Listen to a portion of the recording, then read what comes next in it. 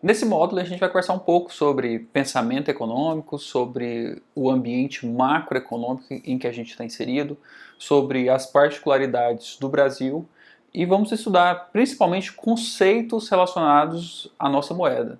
Então esse aqui é um módulo, por definição, um pouco mais conceitual. E com isso você vai perceber que muitas coisas acontecem no mundo e muitas coisas impactam a relação que você tem com o seu próprio dinheiro. Se a gente for analisar friamente, na verdade, a gente, pessoa física, dona do nosso dinheiro, a gente tem muito pouco poder sobre o que acontece com a nossa moeda. Então vamos aqui para a primeira aula, e nessa primeira aula a gente vai conversar sobre o dinheiro, sobre as origens do dinheiro e o que significa o dinheiro. A definição econômica mais comum para moeda é a atribuição de três funções para esse item que a gente usa na nossa sociedade. O primeiro é um meio de troca, o segundo é uma unidade de medida e o terceiro é uma reserva de valor.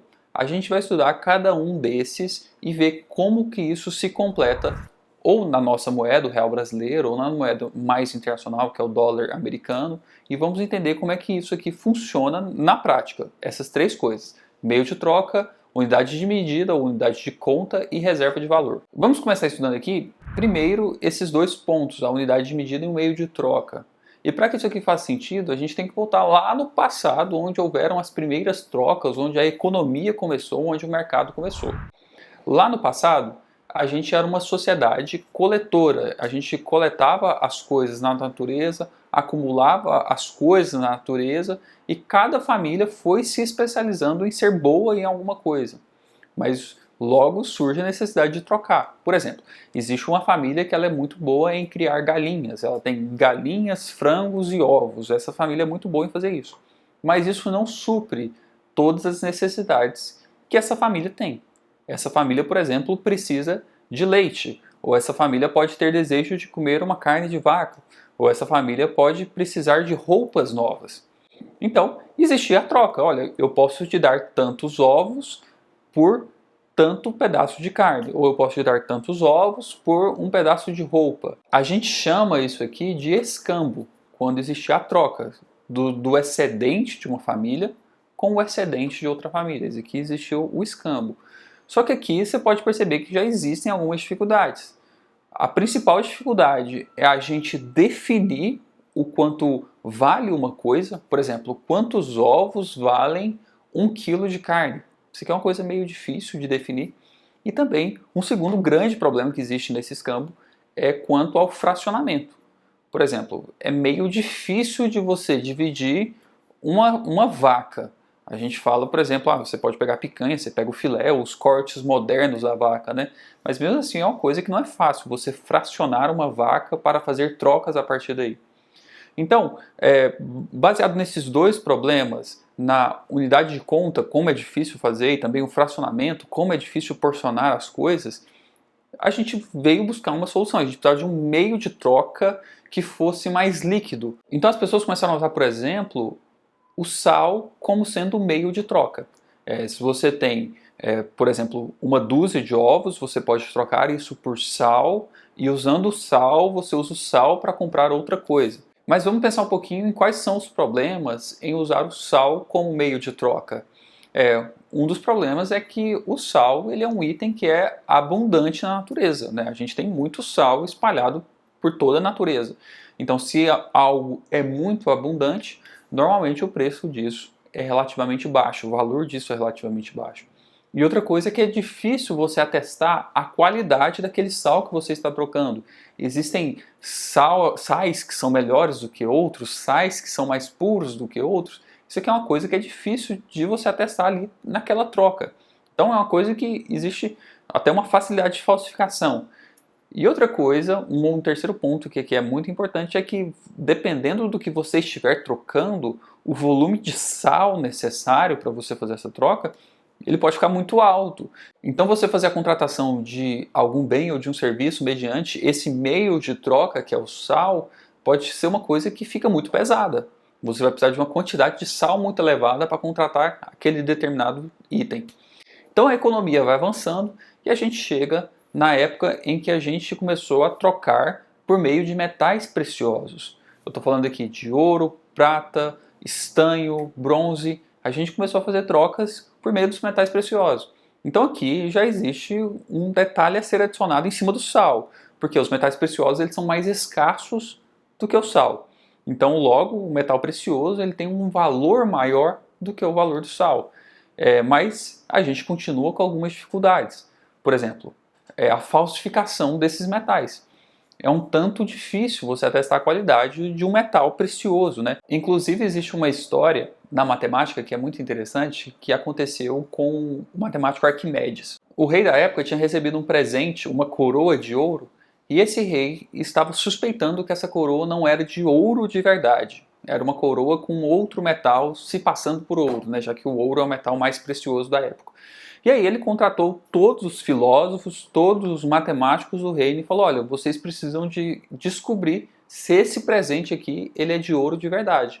E na época, esses reis eles tinham uma maneira muito particular de resolver esses problemas, porque eles falavam o seguinte: olha, se vocês não resolverem esses problemas, eu vou matar todos vocês. Vocês têm que resolver, senão vocês serão mortos, porque vocês são incompetentes. É a maneira eficiente dos reis resolverem o problema na época. Então, sobre aquela grande ameaça de morte, todos os filósofos e todos os matemáticos ficaram preocupados com esse problema.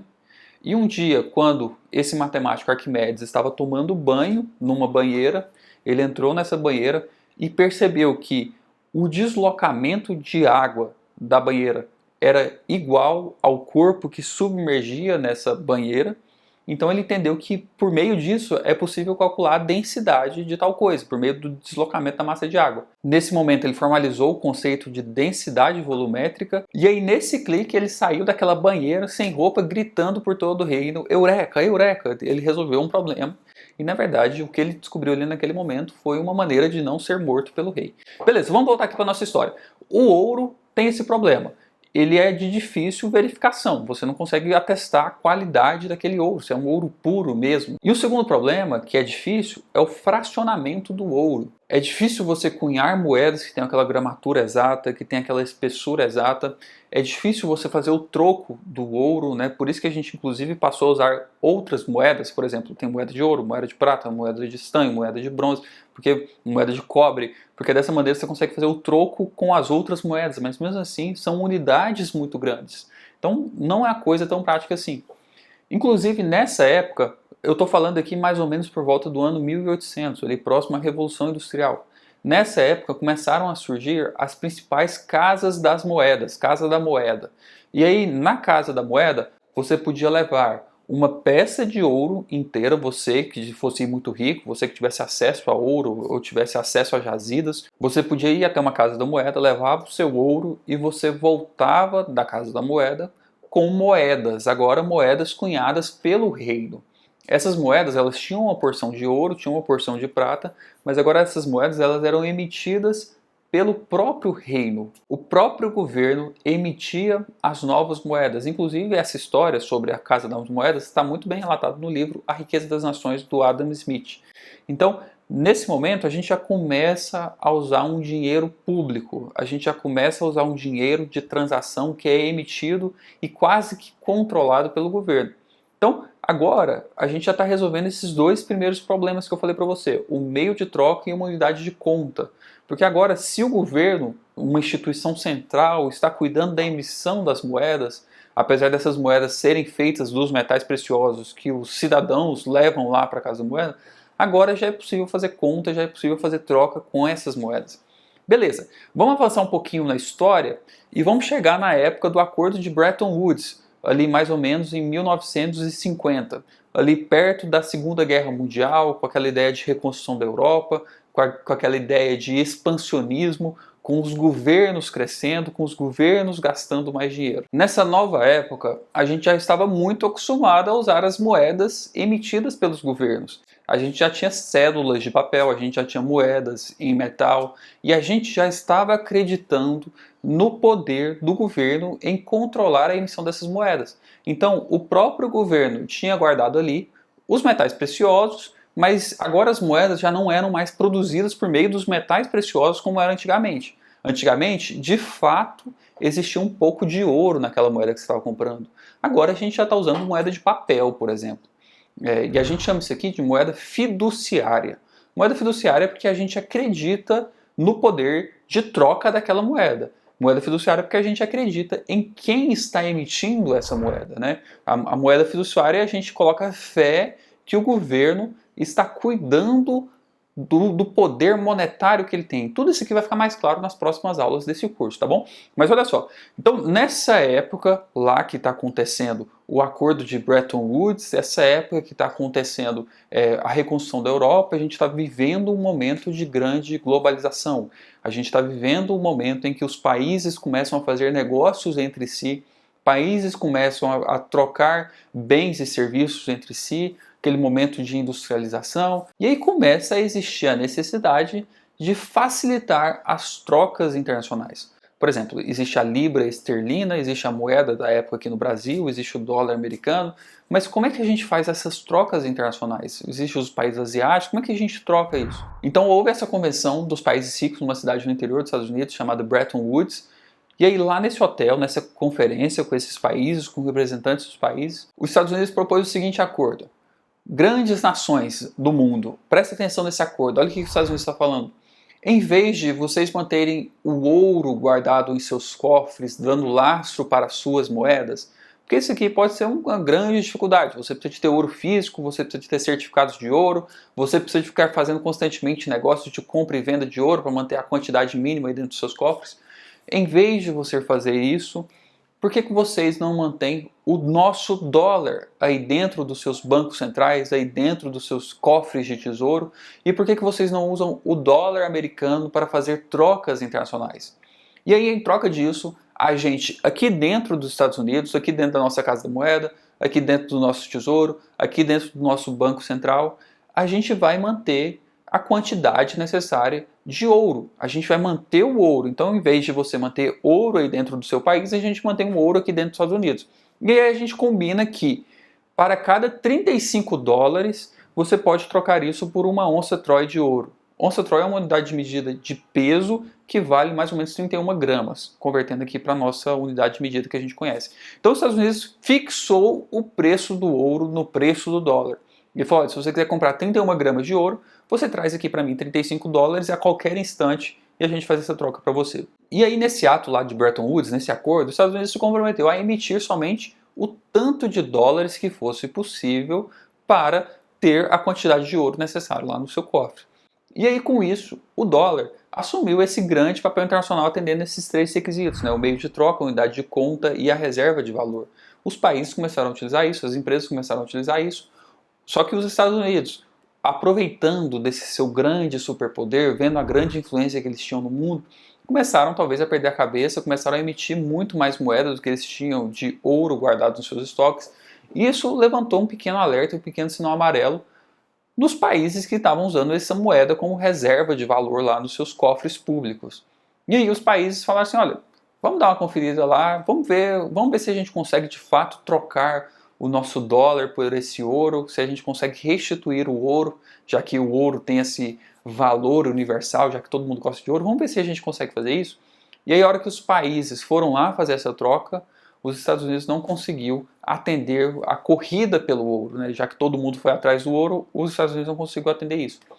Então, em 1971, veio o então presidente dos Estados Unidos, o Richard Nixon, ele veio na televisão e falou o seguinte: pessoal, a partir de hoje, a gente está abandonando esse padrão ouro. A janela do ouro está fechada. Então não existe mais essa que você vai trocar 35 dólares por 31 gramas de ouro. Não tem mais essa. O ouro agora é uma commodity como as outras, vai flutuar no mercado como as outras. Se tiver mais gente comprando, o preço vai subir. Se tiver mais gente vendendo, o preço vai baixar. E o dólar também agora é a nossa própria moeda e a gente vai controlar a emissão do dólar conforme for conveniente aqui para a nossa economia, conforme for conveniente para os nossos interesses internacionais. Essa era a mensagem do Richard Nixon. Então, formalmente, a gente deu início a uma nova era monetária em 1971. Porque vamos dar uma olhada agora para o passado. Vamos olhar para o passado rapidamente. A gente começou lá com o escambo, trocando coisas por coisas. Aí a gente viu que não é fácil fazer isso. A gente buscou um intermediário, que na época era o sal, ou conchas, ou outras coisas que a gente usava como intermediário. Viu que não era fácil. A gente passou para a era dos metais preciosos, em que as moedas eram feitas exatamente completamente de metais, tinham moedas de ouro, moedas de prata, cunhadas ali com a face do imperador, do rei da época. Depois a gente passou para a época em que existiam as casas das moedas, a casa da moeda, em que a casa da moeda emitia a moeda, você levava o metal precioso e você saía de lá com moedas oficiais. Depois a gente passou a circular papel moeda, que é uma moeda fiduciária, em que a gente acredita que lá na casa da moeda, lá no Tesouro Nacional, lá no Banco Central, vai estar guardado o metal precioso correspondente. E aí a gente avança para a época em que existe o padrão ouro, em que a gente passou a acreditar no dólar, que os Estados Unidos guardavam o ouro lá nos seus cofres. E aí agora, em 1971, a gente avançou dessa época em que a gente não tem mais lastro nas nossas moedas. A partir de 1971, nenhum país mantém a quantidade de ouro guardada, a quantidade de metais preciosos guardada dentro de seus cofres, para que a moeda tenha esse poder. A moeda passou a ser completamente fiduciária. Agora, a gente usa uma moeda simplesmente porque a gente acredita nessa moeda. Por que eu acredito que uma nota de 10 reais tem um valor de compra de coisas de 10 reais? É porque existe um acordo na sociedade, todo mundo acredita no poder de troca dessa moeda. Então uma moeda vem assinada pelo presidente do Banco Central, ela tem vários recursos que impeçam a falsificação, ela tem itens de identidade nacional, ela tem essas coisas que tragam a identificação do usuário da moeda para que o usuário da moeda acredite no seu poder de troca. E aí a gente, como mundo internacional, continuou dando poder ao dólar. O dólar virou, lá no Acordo de Bretton Woods, a moeda de troca internacional, e depois, em 1971, quando o presidente abandonou o padrão ouro, o dólar continuou sendo a moeda de troca, e até hoje o dólar vem atendendo a esses três requisitos. Ele é um meio de troca, é uma unidade de conta e também é uma reserva de valor. Isso aqui é uma coisa que a gente já não pode falar também sobre o real brasileiro, sobre a moeda que a gente usa nas nossas vidas. A gente não pode falar, por exemplo, que o real brasileiro é uma reserva de valor. O que quer dizer esse último recurso, que é a reserva de valor de uma moeda? Isso quer dizer que você pode enriquecer sobre o simples fato de deter aquela moeda. Por exemplo, se você começasse a acumular ouro lá atrás, quando a gente achou as primeiras jazidas de ouro, pelo simples fato de você deter o ouro, muito provavelmente hoje você estaria mais rico do que no passado. Então, se você vem acumulando dólares dentro da sua casa, pelo simples fato de você deter aqueles dólares, você ter aquela montanha de papel de dólar ali oficialmente emitido pelo governo americano, você está ficando mais rico. Mas a gente não pode falar a mesma coisa sobre o real brasileiro. O simples fato de você manter guardado na sua casa notas de 50 reais não significa que você está acumulando patrimônio, porque a nossa moeda ela não cumpre bem essa função de reserva de valor. Porque, na verdade, a cada período que passa, a nossa moeda ela vem perdendo o seu poder de compra. Isso que acontece por meio da inflação. Tem uma aula daqui a pouquinho que a gente vai conversar bastante sobre a inflação, o que isso significa, mas eu posso te afirmar aqui que essa função de reserva de valor sobre a nossa moeda, ela já deixou de ser verdade há algum tempo. Quer ver um exemplo bastante prático? Há 10 anos, quando você ia no supermercado com uma nota de 100 reais, você conseguia comprar algumas coisas. Agora, pula 10 anos para frente, chega agora, nessa época, e imagine o que você consegue comprar agora com 100 reais. Consideravelmente muito menos coisa. A gente vai entender por que isso acontece, mas o efeito prático é que não se manteve o valor de compra. Aqueles 100 reais, eles não conseguem comprar a mesma coisa hoje. No passar de 10 anos, não houve a manutenção da reserva de valor. Essa moeda, ela perdeu o seu poder de compra. Então o real, ele não cumpre essa função. A gente busca essa função em outras coisas, por exemplo, nos metais preciosos. Lá na frente a gente vai conversar sobre criptomoedas. Por exemplo, moedas de troca internacional, o dólar, o franco suíço, o euro, a libra esterlina, são moedas mais fortes que o Brasil que cumprem essa função. Mas o real brasileiro, infelizmente, ele não cumpre as três funções: meio de troca, unidade de conta e reserva de valor. A gente não vem cumprindo a função de reserva de valor. Lá na aula de inflação isso aqui vai ficar muito claro. O principal objetivo dessa aula foi conversar com você sobre o que é o nosso dinheiro, entender que os governos têm uma grande atuação sobre o nosso dinheiro pela própria definição de como a gente utiliza o dinheiro. E nas próximas aulas a gente vai conversar sobre como o governo faz o controle sobre a sua moeda. A gente vai falar sobre instrumentos de política econômica, que são a política monetária e a política fiscal, inflação. Quer dizer, a gente vai aprofundar nesses próximos conceitos. O importante aqui é perceber que esse dinheiro que você utiliza, aonde você acumula riqueza, na verdade não está sempre sob o seu controle. E aí, para isso, é importante entender um panorama histórico. Bora para a próxima aula.